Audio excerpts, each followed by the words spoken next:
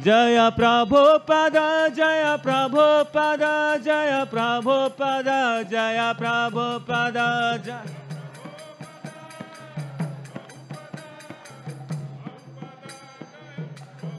Jaya Jaya Prabhupada, Prabhupada, Prabhupada, Jaya Jaya Prabhupada, Jaya Jaya Prabhupada.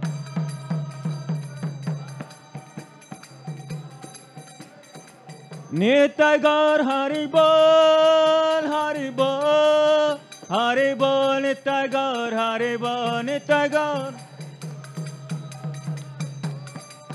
Hari Bol, Hari.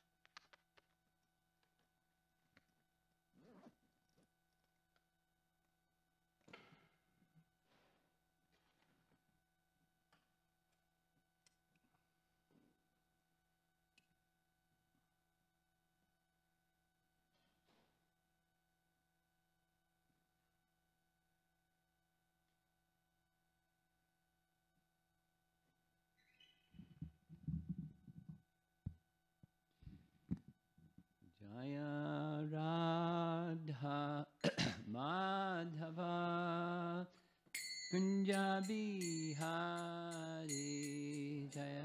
Radha Madhava Kunja Bihari. Jaya Radha Madhava Kunja Bihari.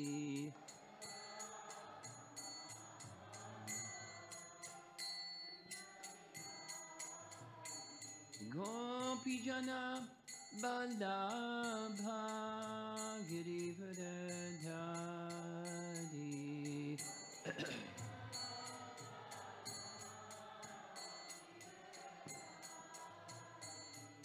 Gopijana Vallabha Girivardhari.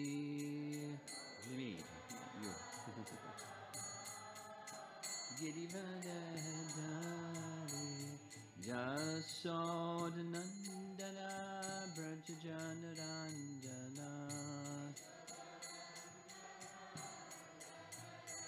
Jasodhanandana Brajajanaranjana.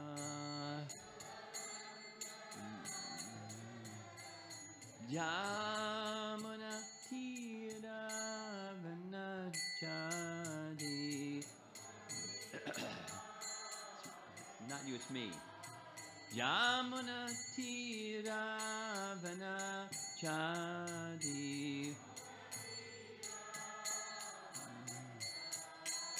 Jaya Radha Madhava Kunja Bihari.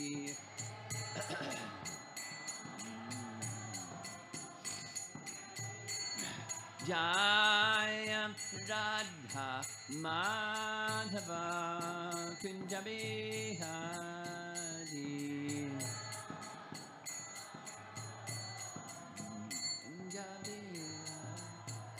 Gopijana Vallabha Girivardhari.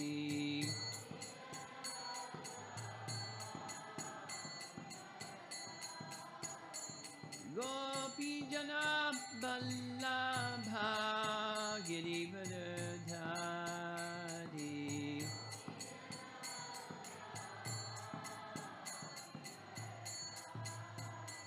Yasodhanandana Brajajanaranjana. Yasodhanandana Brajajanaranjana. Jamunatira Vanachadi. Jamunatira Vanachadi. Jaya Radha Madhava Kunja Bihari.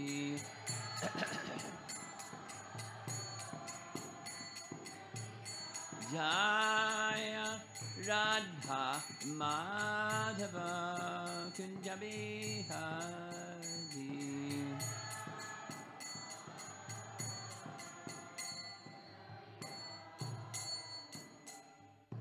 Jaya Om Vishnupad Paramahansa. Srimad His Divine Grace, Sri Bhaktivedanta Swami, Sri Prabhupada Ki, Ananta Koti Vaishnavrinda Ki, Gaur Premanandi.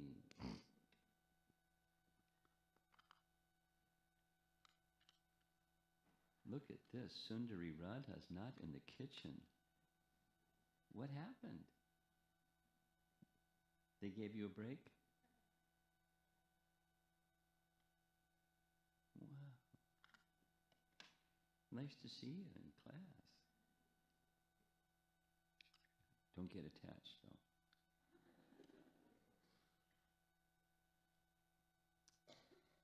Okay, this is our final formal session of presenting something or other. And same theme. And I thought a nice way to conclude this theme is one of the most important essential elements in connecting with Krishna again is the association of those who are connected with Krishna, association with devotees. And prayers for the association of devotees, following our acharyas and Srimad Bhagavatam and so forth. Is there a printout of those two songs?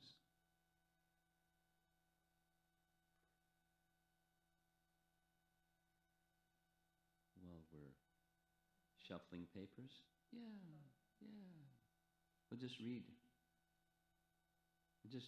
Which one do you have? Who's the author? Great. Can I have a copy? We're going don't do the Bhaktivinoda Thakur one now. Just the Narottam Das Thakur one. We'll do there's two. You're going to get one and then one at the end. Okay. You get Narottam at the end. Let us read.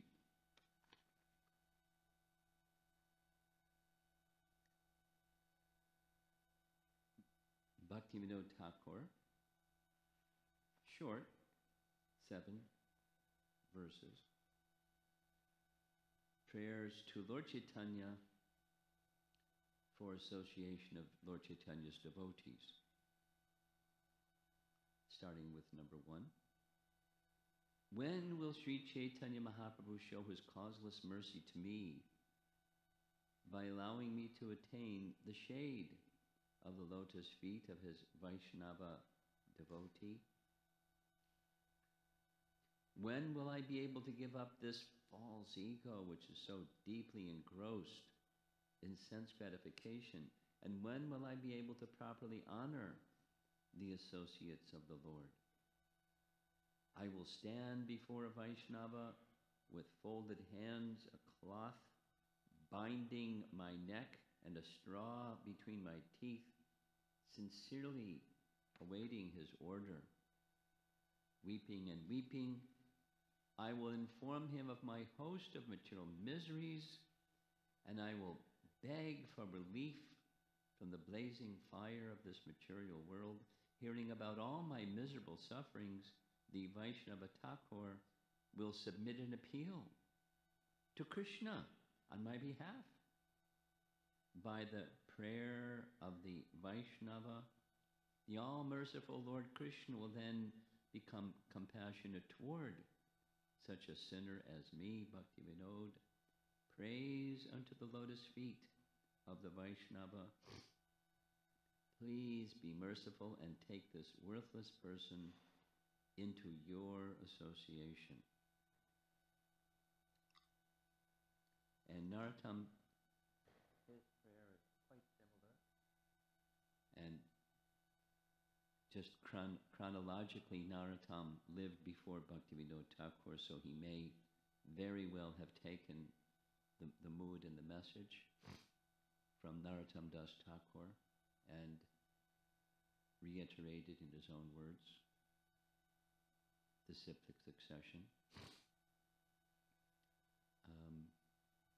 A little sharing from our Dandak Forest Yatra.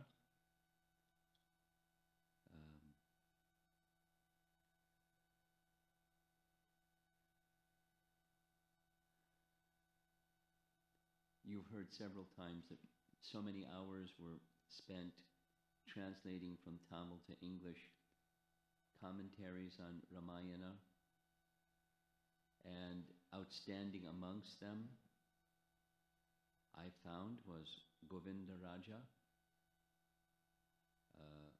I had never heard, well, I don't recall having ever even heard of his name, Govinda Raja, but I certainly heard a lot about Govinda Raja. In fact, here's a little background. The time of his life was the late 1500s, early 1600s. So it just gives a picture, when the chronology of his coming. certainly long after Ramanujacharya. He was residing atop Tirumala, and in his dream, the deity, the presiding deity, appeared in his dream and ordered him to compile a commentary on Ramayana. Gosh. So he couldn't say no. But he was a very humble person, and what he writes is, I've not generated anything other than gathered from predecessor acharyas and assembled it together. It's just a humble service to all the Vaishnavas, and he doesn't write that the Supreme Lord instructed him, but the Supreme Lord instructed him. And it's something similar to, not the same, but similar to Krishnadas Kaviraj. Prior to Krishnadas Kaviraj, there were other biographies about Lord Chaitanya's life, principal of them being Vrindavan Das Thakur. And the contemporaries of Krishnadas changed the name of Vrindavan Das Thakur's biography from Chaitanya Charitamrita to Chaitanya Bhagavat in honor of Vrindavan Das being the Vyasa of Lord Chaitanya's pastime. So Lord Vyasa wrote Bhagavat Purana, so they changed the name of his book to Chaitanya Bhagavat. And then the book compiled by Krishnadas was far more comprehensive, systematic, highly organized, and complete. The life of Lord Chaitanya. Therefore, Chaitanya Charitamrita is the outstanding representation of Lord Chaitanya's life and teachings amongst all of them, because there's many others.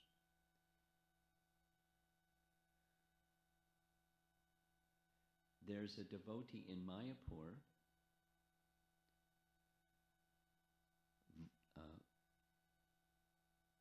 Varda Krishna, I think his name is. Varda Krishna. Not Varda Krishna. He's from Bangalore. I forget his name. There's a devotee in Mayapur who's from Tamil Nadu, and he has taken kind of this commitment or vrata that each year he's going to translate Ramayana, Valmiki Ramayana, into readable English, because sometimes it's not so readable. The old English translations are tough. And the entire commentary of Govindaraja, one kanda per year. So just to give you an idea, the Balakanda has 3 volumes. The commentary is robust. There's a lot to say about, because, gathering from the predecessor acharyas, what they have said about, and in a systematic, comprehensive, beautifully written manner. I'd say beautifully written because those that did the translation, that's their report. It's beautifully written. And this year, Ram Navami 2020, his plan is to have the next Kanda, Ayodhya Kanda, translated and published, and then successively each year another one. So those who like the topic of Ramayana, and those who find the subject of Govindaraja, how he comments on it,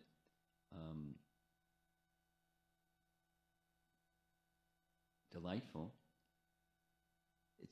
I'm bringing this up because it's right in Bhaktivinoda Thakur's prayer for Sadhu Sanga. And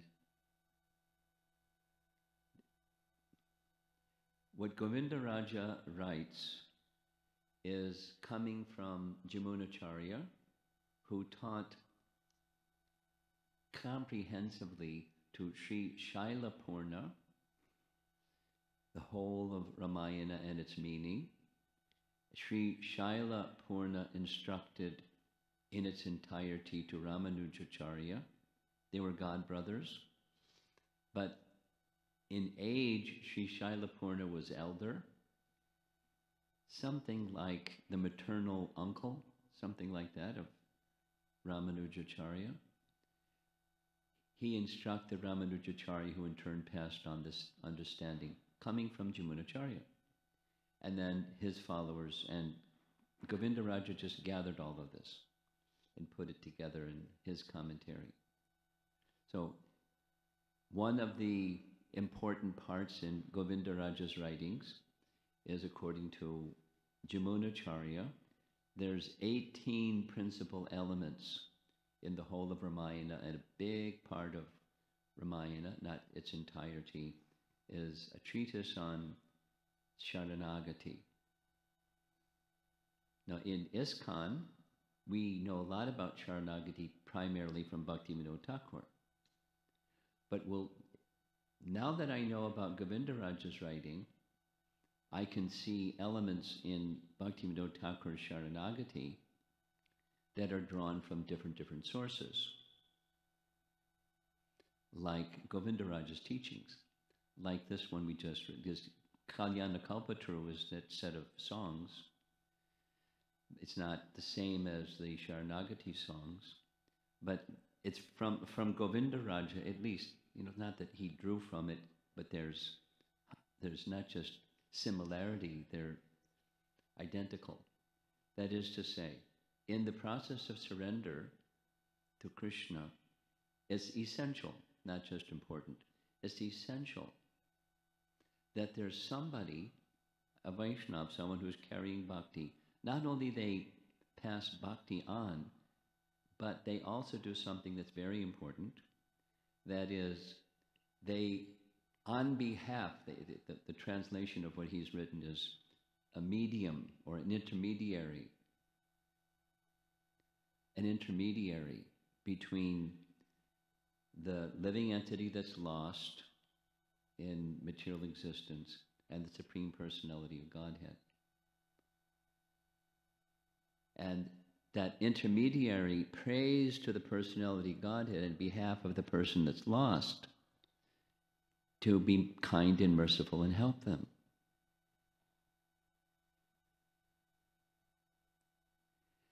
Now so Bhaktivinoda's prayer is praying for the association of such a Vaishnava, and then he'll pour his heart out to that Vaishnava, and that Vaishnava will pray to the Bhagavan. Please be kind upon this lost, suffering soul. And then his anticipation is, then I'll receive the Lord's mercy through the mercy, the medium of the representative, because he's appealing on my behalf. It's not a different idea. Just here's an example from Chaitanya Charitamrita. When Sarvabhauma Bhattacharya is praised by Chaitanya Mahaprabhu, you don't like this word mukti pade swadhyabhak, we discussed it.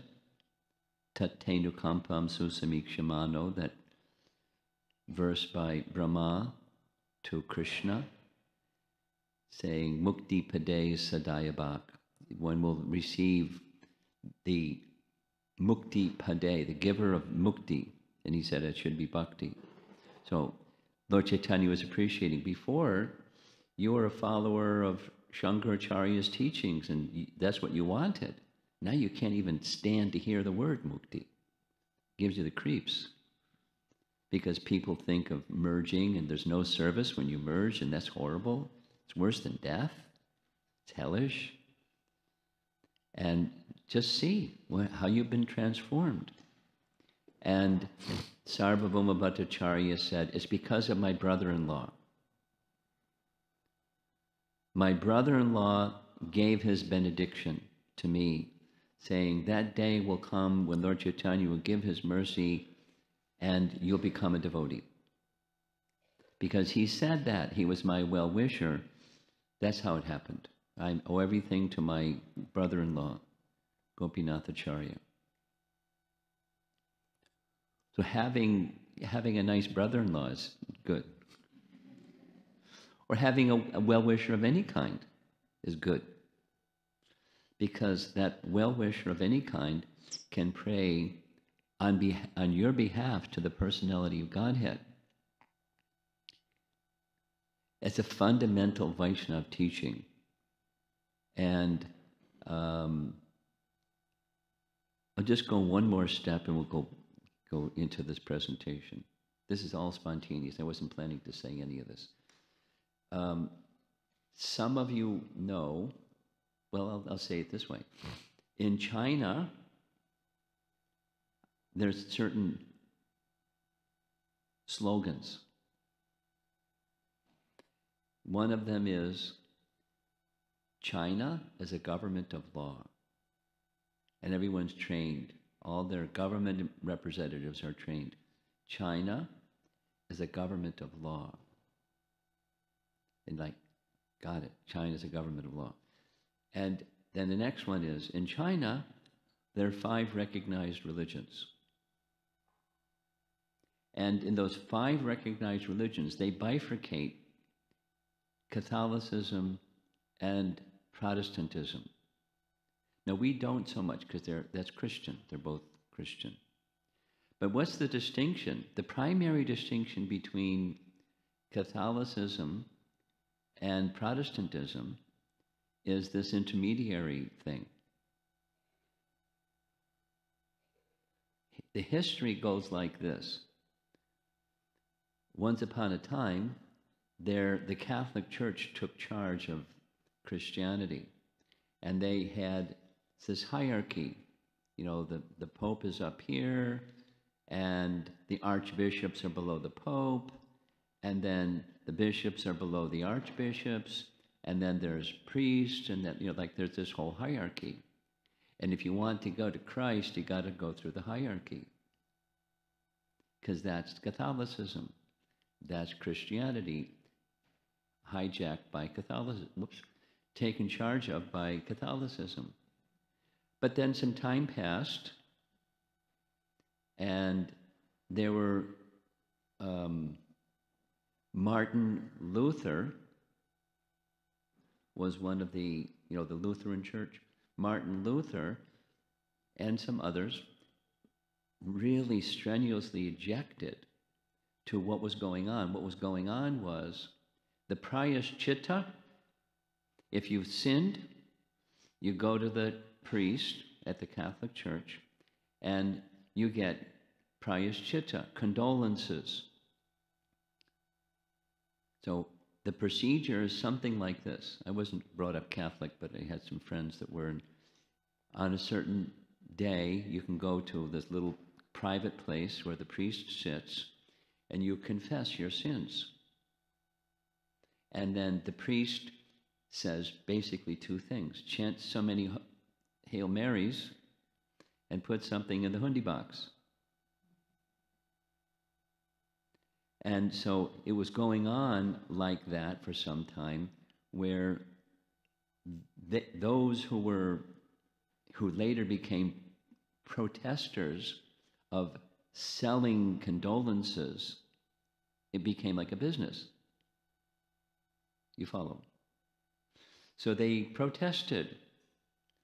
And the protest went like this. You don't need this intermediary between yourself and God. You can just have a relationship with God or with Christ through Christ's relationship with God. So just, forget this hierarchy thing of selling condolences. That was the language. At least that's how it's translated into English from the European language. Just pray to you have a relationship. So that's the Protestants. No, they didn't. You can't throw out because they have priests. There's somebody that you go to learn about Christ in the Bible and teachings. Anyway, it kind of like pretty porous. But that was like their issue, the corruption of the hierarchy. So it's really important that those who are representing our founder Acharya, whatever their role may be, because they're different functions, we just see those who are just like, you know, in the community. There's devotees that have been around for a while, and so you'll become a senior devotee for new people at least. And so your function is just to be the intermediary, and you're not like rescuing people. That's silly. You can offer prayer to the personality of Godhead, and from your experience of the process of bhakti, you can share your experience. You can help guide the person to get relief from material existence, and the guidance is what a friend does. A friend connects one to Krishna. That's what our topic is. Connecting with Krishna through a Vaishnava. Now, one last point. In these prayers for appealing for a Vaishnava, repeatedly, just like in what we heard from Bhaktivinoda Thakur, there's suffering. But it's not just relieve people of suffering and then you're done. Because we can't relieve people of suffering anyways. The cause of suffering is forgetfulness of who we really are and our real position in relation to Krishna. So relief of suffering is reconnecting again to Krishna. So there's many references we're going to see. So I'm saying it in advance. You won't have to say it again 6 times. The Vaishnava Thakur is one who can relieve one of suffering. But the relief one of suffering is not they get a Band-Aid, or they give you some medicine for some ailment, or they put their arm around you and comfort you when you're hurt, or emotionally or otherwise. We may do those things, that's just fine. But the essence is on behalf of Krishna to help the person remember their forgotten relationship with Krishna, because that's the real position of happiness. That's the real position of happiness. And the other idea of happiness and the giver of happiness, it's an illusory idea of happiness. It's not like so there's a holistic picture of me or us or each one of us. And that is, there's the soul, and the soul is disconnected from Krishna. The soul is disconnected from Krishna. Guess what? We have a material body and a material mind. We have a gross body and a subtle body. And so the holistic picture of devotee care includes both the coverings, but ultimately it's the soul, making the soul, again, assisting Krishna to connect the soul once again to Krishna. And then there's the holistic picture. We do other things too. We don't trash the other things, but then the other things are not the essence either. It's just part of the holistic picture of aligning everything again with Krishna. So that's this prayers for Sadhu Sanga. And so there's several mentions of overcoming the distress of material existence. But it's not just,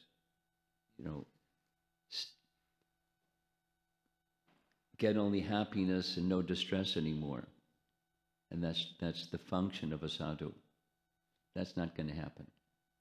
As long as we have a body and a mind, there's duality, and there's going to be this, and there's going to be that, there's going to be this, and there's going to be that. It's just the nature of the place. We help a person address the this and the that, and connect with Krishna. So here's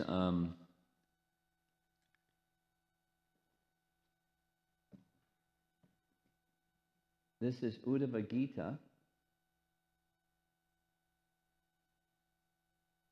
where Krishna is discussing the need or the importance of Sadhu Sanga. And I'm going to, because of time, I spent much more time on this introductory idea, so I'm going to go through this rather quickly. The devotees of the Lord, peacefully fixed in absolute knowledge, are the ultimate shelter for those who are repeatedly rising and falling within the fearful ocean of material life. Such devotees are just like a strong boat that comes to rescue persons who are at the point of drowning. Perfect image for this verse, isn't it? Notice the people drowning. And notice the boat. And notice who's in front of the boat. And notice the Maha Mantra out here in front of the boat. And all the kirtan of the persons who are in the boat, coming to rescue persons who are at the point of drowning. Now, it's not, we're going to, the rescuer mentality. We're not rescuers. We're instruments. Lord Chaitanya is the rescuer, and we're instruments of Lord Chaitanya and Krishna. So, but it's the Sankirtan process that lifts the living entity from that suffering condition and restores the forgotten relationship with Krishna once again. Here's Canto 1, Chapter 18. The value of a moment's association with the devotee of the Lord cannot be compared to the attainment of heavenly planets or liberation from matter. And what to speak of worldly benedictions in the form of material prosperity, which are for those who are meant for death. Now, material prosperity just happens to be one of the main impetuses for people who take up religion in this world. Krishna says it in Bhagavad Gita, and look around and ask and observe, and you'll see it's the case. Tell a little story.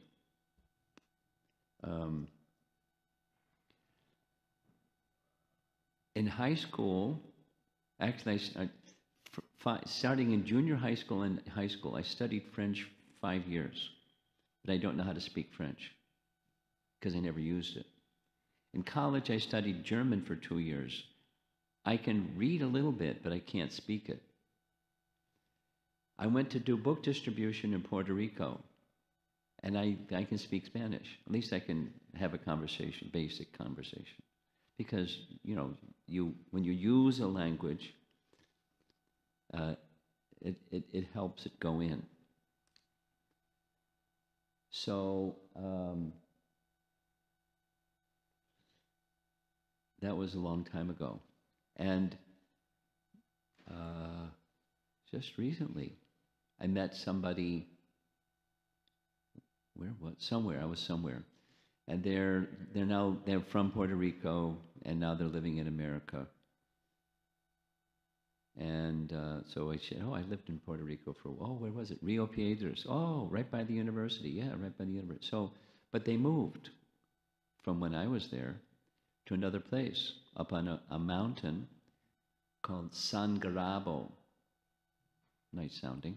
And just look across the mountain, and over there is the very celebrated tropical rainforest. It's like, it's a special sanctified place, revered in Puerto Rico. Probably got decimated from the hurricane, but tropical rainforest. So I went back to visit because a devotee I knew had become the president. So we rode from the airport to go to the temple that's up on this mountainside in Sangaravo. And as we were passing on the roadway, I'd never been to that place before, there was this humongous tower, apartment building, practically touching a large church. And then like everything else was kind of empty. And I said, what's that? And the answer was, the driver was saying, oh, that's the infamous priest. Could you explain what's the infamous priest mean? He said, there's a priest here in Puerto Rico that told people that God wants you to prosper. So get into it. Prosper like anything. Pray to God like anything and prosper like anything, because that's what God wants for you. He became really popular. People prospered. So then he decided to help people come to pray at the church. He was going to build this skyscraper apartment residential building, and so people can get a condo or buy an apartment or get an apartment or whatever it was, and they can like come to the church and pray a whole bunch to get prosperity. And all the other churches, Protestants and Catholics, they don't like the guy because that's not what the Bible says. Or at least, he was taking away their business. Because people just want to prosper. It's right in Bhagavad Gita, and it's true. There's other anecdotal things. But that's this. There's benedictions in the form of, so Dharma, what's the next one? Artha. And what's the next one? Kama. It's not just, this part of the world or that part of the world. It's what people think religion is for. It's to get artha, so you can do kama. Sense gratification. A higher grade. Prosperity in this world and the next. So that's heaven, and then finally liberation. The value of a moment's association of a devotee goes far beyond all that. That's the appreciation, Canto 1, Bhagavatam. In Madhya Lila, this is Lord Chaitanya's instructions to Sanatana Goswami, where he repeats this point. The verdict of all revealed scriptures is that even a moment's association with the pure devotee, one can attain all success. This famous verse at the top, Sadhu Sanga, Sadhu Sanga, Sarva Shastre Koi, Lava Matra, just that's the fraction of a second, a moment. Sarva Siddhi Hoy. And then continuing, some verses later, Lord Chaitanya says to Sanatana, the root cause of devotional service to Lord Krishna is association with advanced devotees. Even when one's dormant love for Krishna awakens, association with devotees is still most essential. So we're going to see some verses where it does say that. In addition to Lord Chaitanya saying that, those devotees who have attained love of God, they pray for continued association of devotees because it will help sustain and support their devotional service. Here's a basic teaching. We see this nice image of Sutta speaking to the sages of Naimisharanya. And they, the sages, are receiving Sutta this way. We think that we have met your goodness by the will of providence, just so that we may accept you as captain of the ship for those who desire to cross the difficult ocean of Kali, which deteriorates all the good qualities of a human being. So across the difficult ocean of Kali is not just minimize the suffering. It's beyond minimizing the suffering or getting prosperity or heavenly planets or liberation. Again, offering obeisances unto all you Brahmanas, this is Shukadev Goswami speaking to the assembly when it was, this is Maharaj Parikshit speaking, to the sages who had assembled. Offering obeisances unto all you Brahmanas, I pray that if I should again take my birth in the material world, I will have complete attachment to the unlimited Lord Krishna, association with his devotees, and friendly relations with all living beings. Three things. And those same three things, no surprise, it's said in multiple places. When Krishna, here's one example. When Krishna speaks, he visits the home of the florist, Sudama the florist. Sudama is a nice name. Sudama is one of the cowherd boys. Sudama, we heard Sudama Brahman, friend of Krishna in school. And then there's Sudama the florist, Sudama.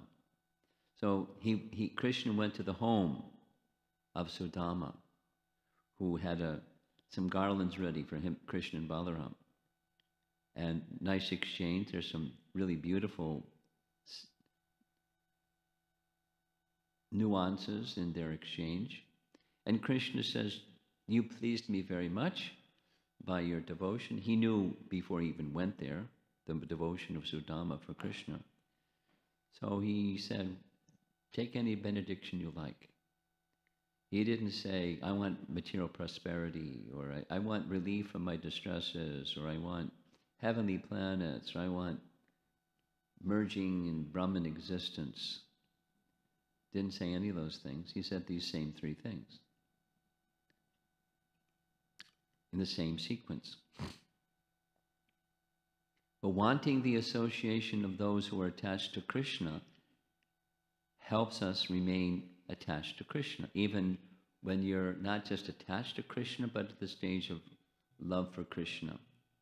It's to get there, and once you're there, and everything in between. Here's Dhruva, Canto 4, Chapter 9. He is praying for the association of Vishnu's devotees, specifically saying because they keep us, or keep him, in devotional service. There's some nice images, step by step, going further and further on the path of bhakti, and the translation goes like this. Dhruva Maharaj said, or prayed, "Oh, unlimited Lord, kindly bless me so that I may associate with Bhaktim Muhu Pravahatam Twayi, great devotees who engage in your transcendental loving service constantly, as the waves of a river constantly flow." Such transcendental devotees are completely situated in an uncontaminated state of life. Vishwanath comments, bhakti composed of hearing and chanting will not be sweet without proper association. Therefore, Dhruva prays for the association of those who continually perform pravahatam, those who continually perform bhakti. Vishwanath is a Rasika Bhakta, so he always elevates things to this standard. But then he will still have fear of the ocean of suffering caused by samsara. No. Raising his hands in pride, Dhruva speaks. So this association will take one beyond that samsara, that waves of the ocean of material existence. We can still be in the waves, but just not be disturbed by them. O unlimited Lord, kindly bless me so that I may associate with great devotees who engage in your transcendental loving service constantly as the waves of a river constantly flow. Such transcendental devotees are completely situated in an uncontaminated state of life. By the process of devotional service, I shall surely be able to cross the nascent ocean of material existence, which is filled with the waves of blazing fire-like dangers. It's a different metaphor. Waves of blazing fire-like dangers. It will be very easy for me, for I am becoming mad to hear about your transcendental qualities and pastimes, which are eternally existent. Dhruva's prayer. Now, it's a very elevated state, but he understands what's the benefit to be derived.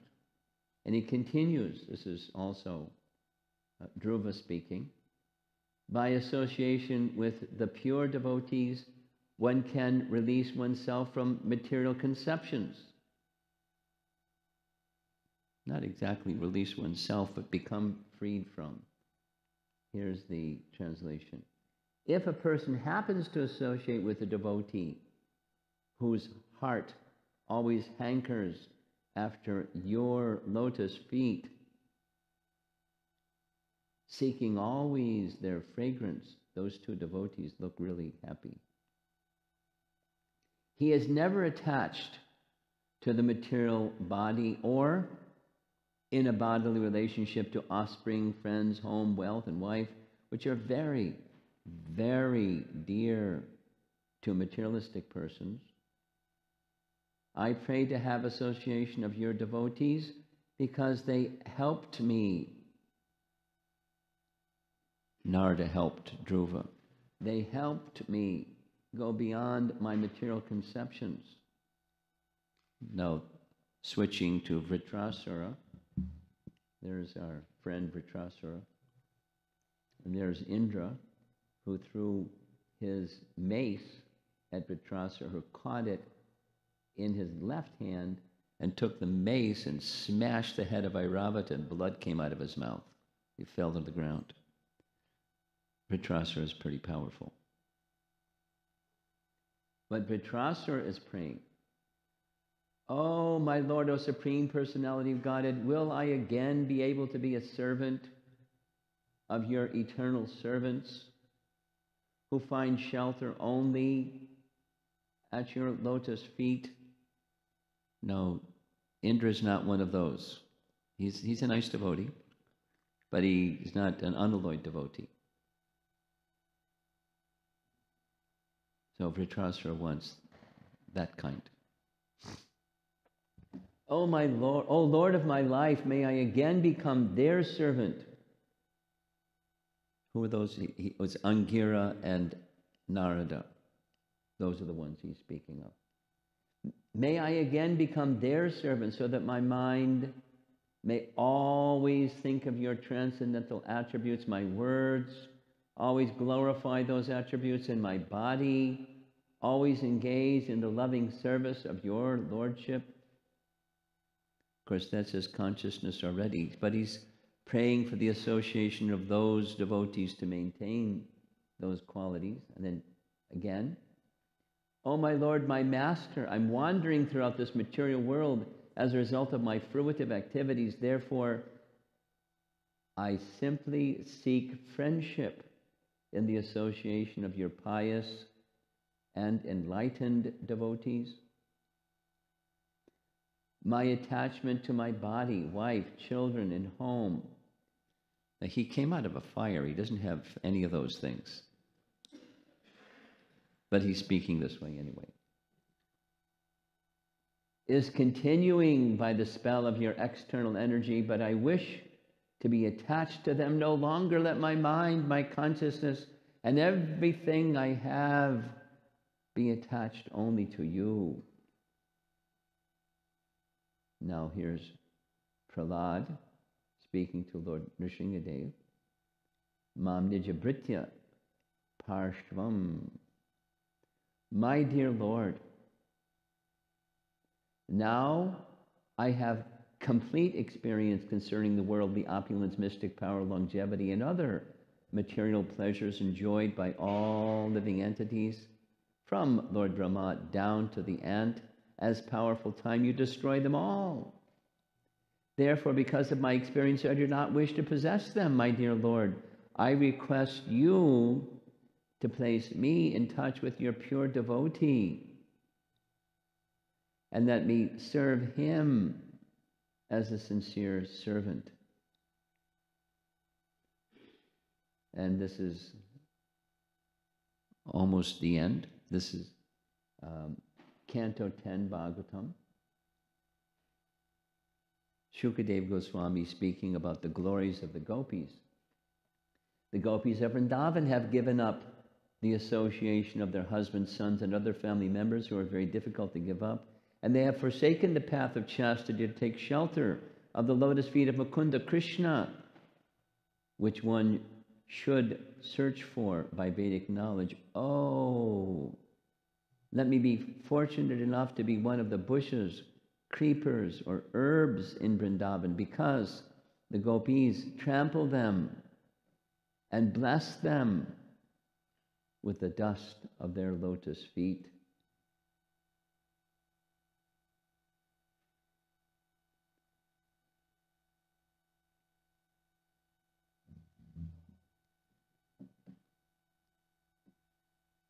That's the last slide.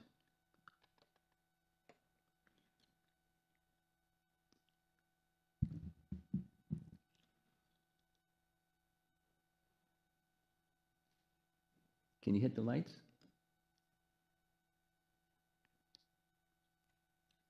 Desiring the association of devotees, prayers, hankering for the association of devotees, however it's expressed. Mahat Sevam Dwaram Ahor Vimuktes. You know that verse? That's Rishabdev speaking to his sons, Canto 5, Chapter 5. Mahat Sevam Dwaram Ahor Vimuktes. That's how it begins. So the Dwaram, that's the Dwaram to come into the temple room, or the doorway, the gateway into something. And Mahat Sevam, service to the Mahats, or sadhus, or liberated souls. Mahat Sevam Dwaram Ahor Vimuktes. It's throughout the teaching, certainly of the Bhagavatam, and certainly also our great acharyas who are attached to Krishna. That's what great devotees are like. They're attached to Krishna. In association with those persons and service to those persons, that's how we can get to that same place where they are, which is attachment to the personality of Godhead. By attachment to great souls, we develop attachment to Krishna. And as we heard from Bhaktivinoda Thakur, they may very well pray on our behalf, even if it's just their well-wishing goes to us. If they think kindly of us, then they're the distributors of Krishna's kindness. That's what great souls do. They represent, they're instruments of Krishna's mercy. That's our Gaudiya Vaishnava way of life.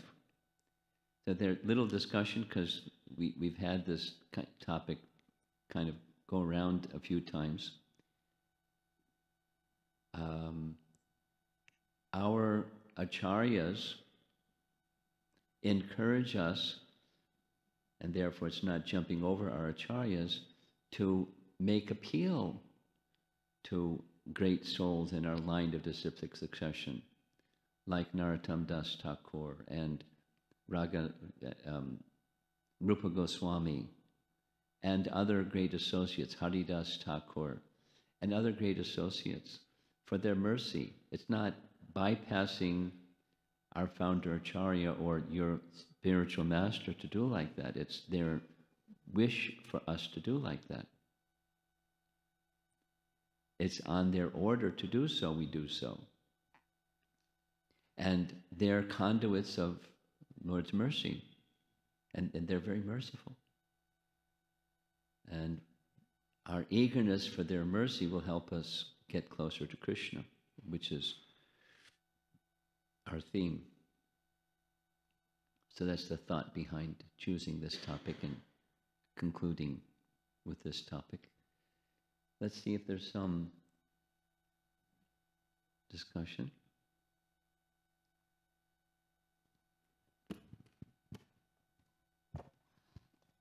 Sundari Radha went back to the kitchen, looks like. She got a text message. Help. Go ahead. I was just thinking about this. There she is. Did you hear us call your name? Go ahead.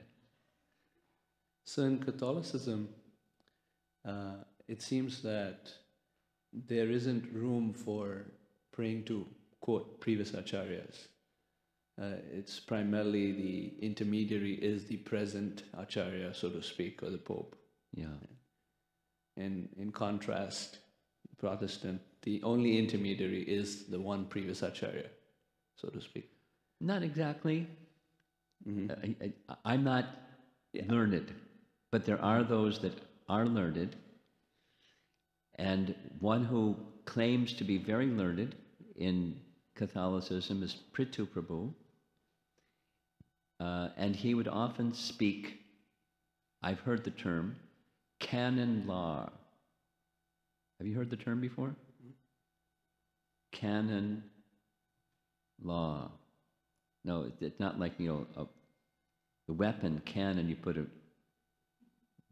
cannonball in it and fire it. It's not like that.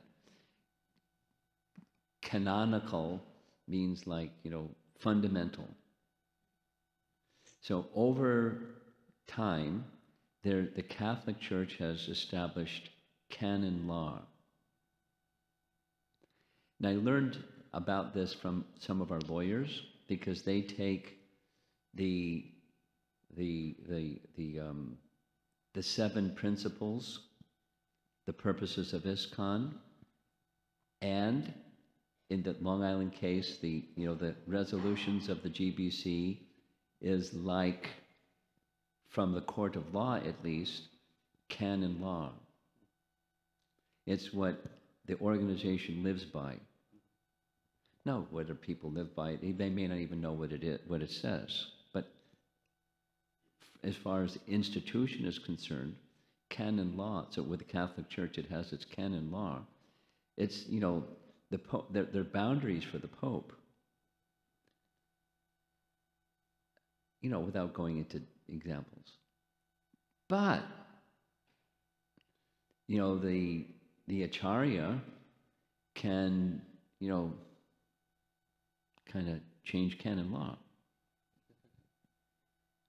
So there's some leeway by vote of the archbishops, then they select the... Anyways, so keep going.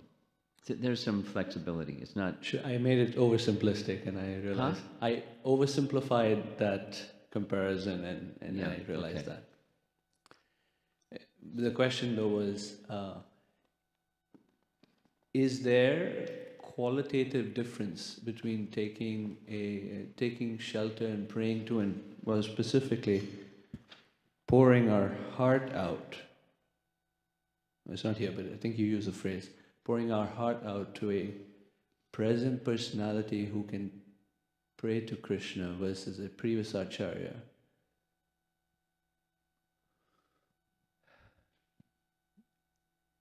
Well, there's emotional difference.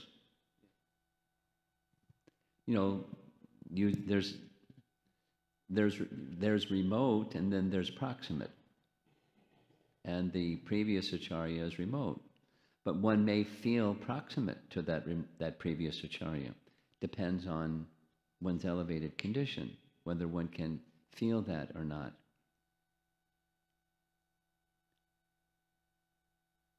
And then so that's an emotional connection that may be more relatable by proximate. And then that proximate person may appeal to the more remote acharya, not just, Krishna. But so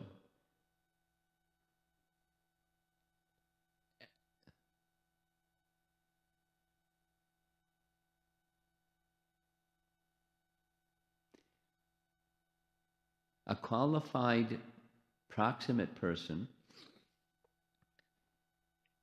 has a sense of connectedness to previous acharyas, kind of like, the disciple course. Many of you have taken the disciple course, and you know what I'm speaking about. The disciple course teaches not only presently, but in future generations. There may be many persons that perform the Diksha Guru function, but in ISKCON, the founder Acharya has this unique position that those persons are simply representatives of, ideally transparent representatives of, our founder Acharya, and embodied within our founder Acharya is the essence of the previous Acharya's teachings, at least for the members of ISKCON. So we don't bypass our current, but the current is to represent the founder Acharya in a transparent way. Of course, each carrying their personality and their way of saying, and so forth. But is there a difference, is your question? Qualitative difference. Well, so I get a short answer is depends on the transparency of the proximate.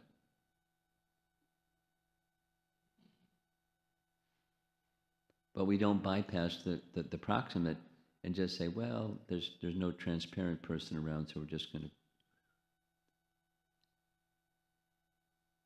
jump over. Okay.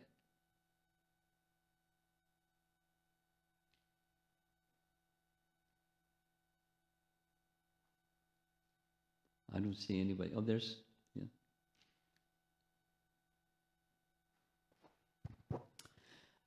How to move from a victim mentality to being an observer of the situation? That was pretty succinct. Knowledge and detachment. How's that for succinct?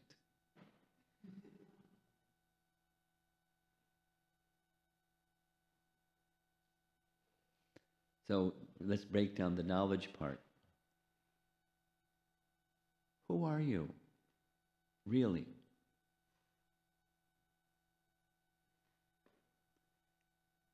So who we are really, we're a spirit soul. And then keep going. Spirit soul, part and parcel of the Supreme Soul.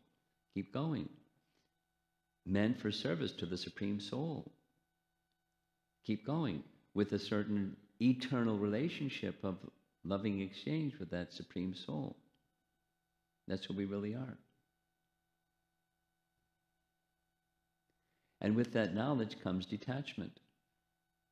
Now, supposing one doesn't have knowledge, then instead you have ignorance, and with ignorance you have attachment to illusion, to that which is not. And then comes the victim mentality. Oh,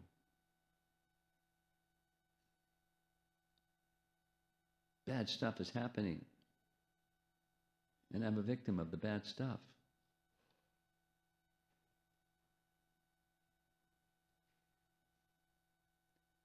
And then further, knowledge, this whole class or discussion on acceptance, multiple sources were saying, our acharyas were saying, Narada particularly was saying, and Suniti was saying to Dhruva, when bad stuff happens, when misfortune comes, we're the architect of that. It's the fruit of our past misdeeds, And here comes the fruit of our past misdeeds in the form of misfortune, which we're the victim of. But I'm responsible for that. I'm not the victim of. I'm the creator of it, of my own misfortune. Sadhu sadyoni janmasu. So that's knowledge. And then instead of feeling a victim, it can be, misfortune is misfortune. But the greatest misfortune is not, the temporary one, it's the forgetfulness of Krishna one. So knowledge connects us again with Krishna, and then one can be the detached observer and look to Krishna for what is the best way to respond to this misfortune. Well, I don't forget you. That's this tat tenu kampam susamikshimano verse. Misfortune may come, but I will not budge an inch from my position of service, because that's who I am. I'm not going to abandon who I am and feel I'm somebody who I'm not. So I can be the observer and not budge an inch from the position of being Krishna's servant while I'm contemplating, calling to Krishna, what's the best way of serving and pleasing you in this circumstance, which I'm the architect of, remotely at least.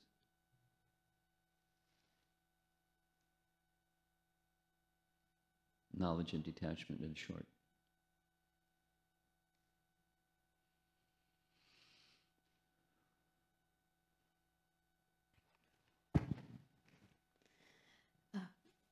Maharaj, you were talking about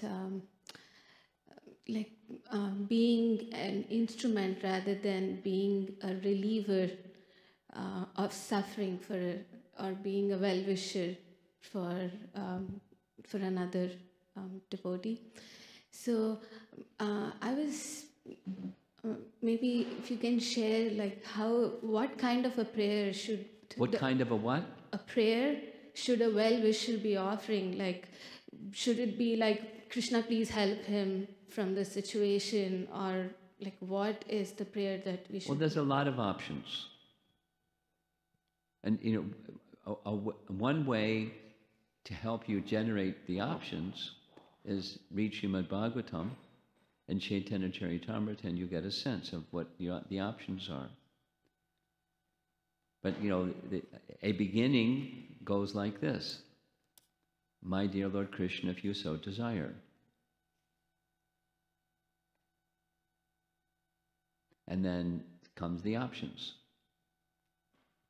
Please show your kindness to this devotee or this person who forgot you, or they're passing through some turmoil.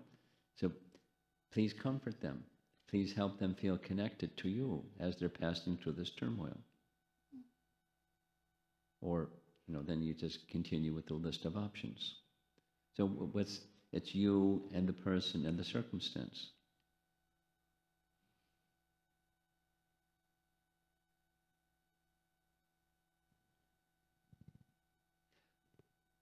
Here's one example. Gopinathacharya speaking to his brother-in-law, Sarvabhauma Bhattacharya. Now he said in a scolding manner, the Supreme Personality of Godhead is in your own home and you don't recognize. You're such a fool. May that same Lord Chaitanya show his mercy upon you. So that was his relationship with Sarvabhauma Bhattacharya. I'm not intimidated, impressed by your so-called scholarship, because it's rendered you into a fool. But, you and I might not speak like that. So according to time, place, circumstance.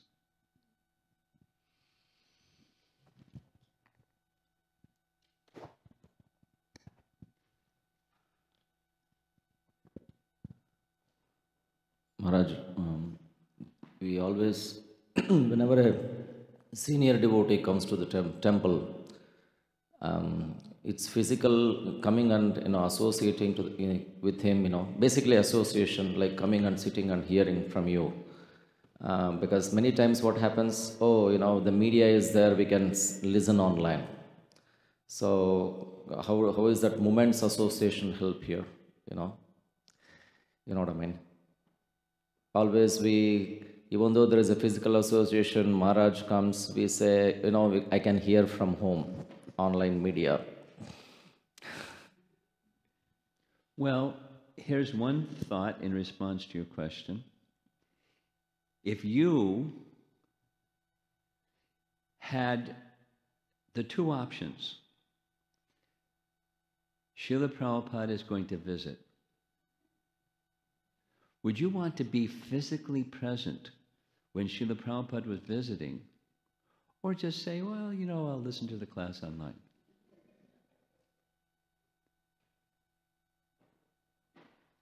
Now, you don't have that option. You just have the recordings. It's not even online. It's recordings, and there's audio, and there's video, and then there's written and transcriptions of the...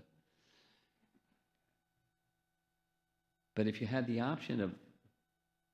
So this is Srila Prabhupada's teaching.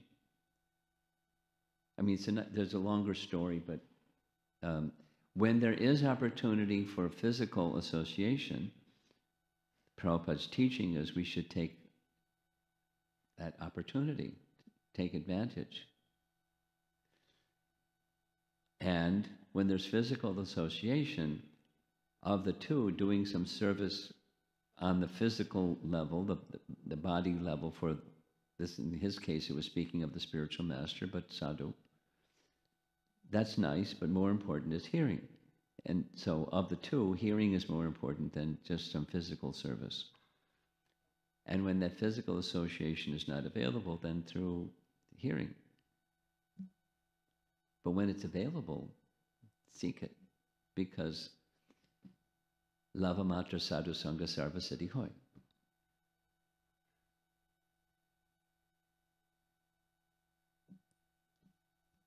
Okay. Srila Prabhupada ki. Oh, whoa. One more. No, we're not done yet. Please, go ahead. Sorry, Maharaj. Delayed reaction, that's okay. My question is that in our day-to-day interactions with our family, friends and kids, and even outside, like maybe colleagues or someone, how do we gauge what aspects we need to be stern and what aspects we can be liberal about?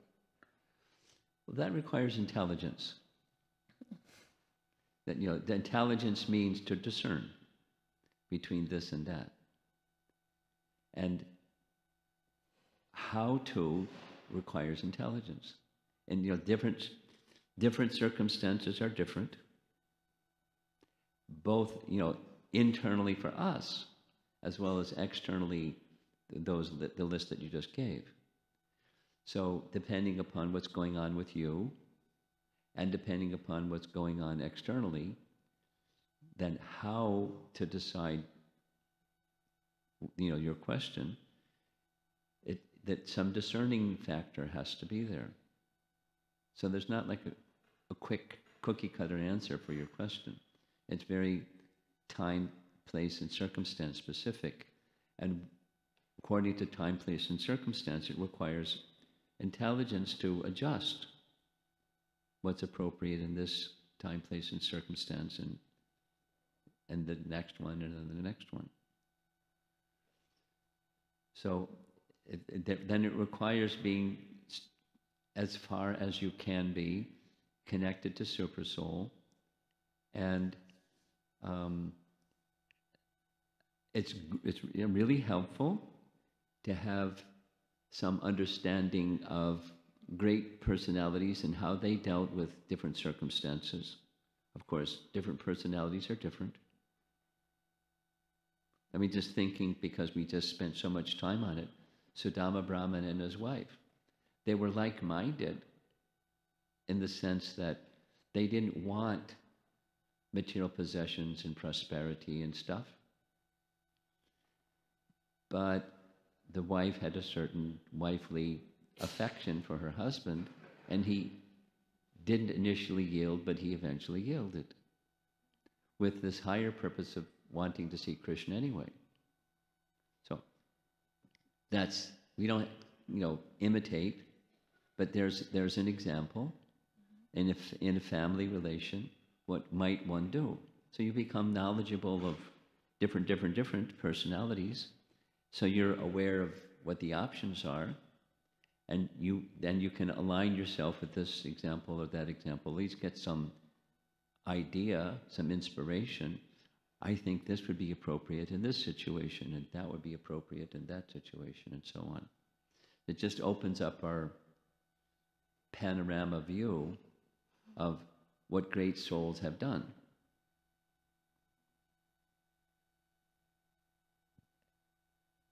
Go ahead.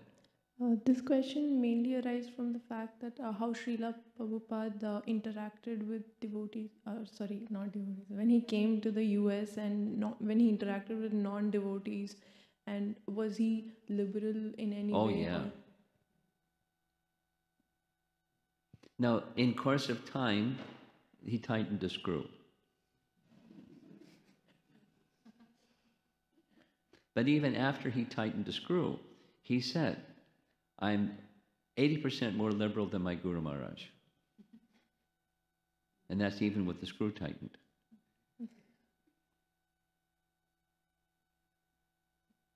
But, his Guru Maharaj had a certain spirit.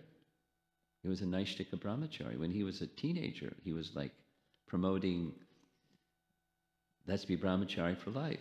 And he only had one taker, and that person didn't remain brahmachari, but he did. So, he had a certain disposition, which is fine. But back to your question, Prabhupada was very liberal. But here's something that I learned from Hari Sori. This is now, when Prabhupada brought persons into the inner circle, that is, they were directly serving him, it was standard that they would make mistakes. Prabhupada would be very mild and explain to them, this is a mistake, this is how the thing should be done, instead of the mistake.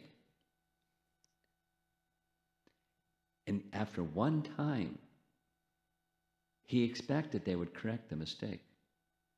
And if they made the same mistake again, he would exhibit a different mood, not the liberal one. He would show anger. And then Hari Sori said, there was a third stage. He said nothing, his lips trembled.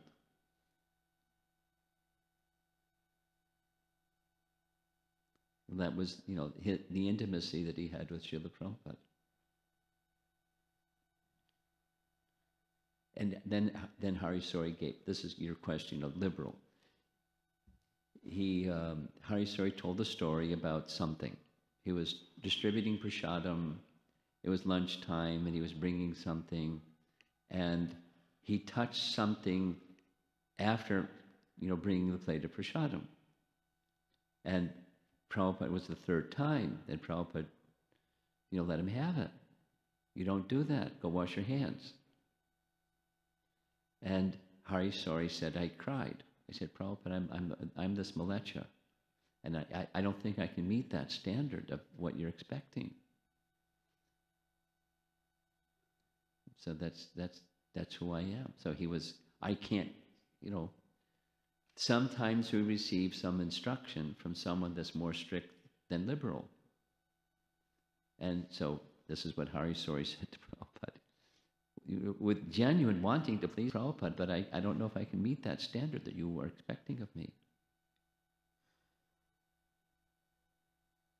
But there's another example of another person, I won't mention the name, but he was inviting us to come into his room, and he said, I'm sorry, but I was trained by Prabhupada, not only have to leave your shoes outside, but put everything that's in your hands down before you come in, because We have all these bad habits, and I was trained by Prabhupada, this summit cleanliness principle.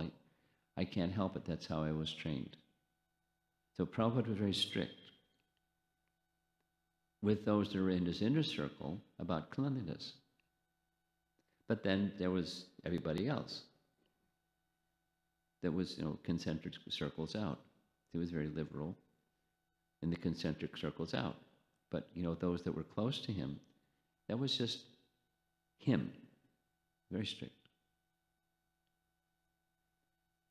Better be clean around Prabhupada. Strict. He was training them. And he was selective about who he would give that training to. Here's another one. Strict. This I heard, I think also from Hari Sori. Prabhupada had a practice. At very fixed time, he would take his midday bath, and then he would, after midday bath, apply tilak, sit down, chant Gayatri, and he was expecting, as soon as he finished Gayatri, his hot lunch would come. Like, precise. And they brought chapatis that were puffed up like a balloon. And if they weren't puffed up like a balloon, he'd let them know, you didn't do it right. And then he would with his finger, poke a hole, and steam would come out of the chapati.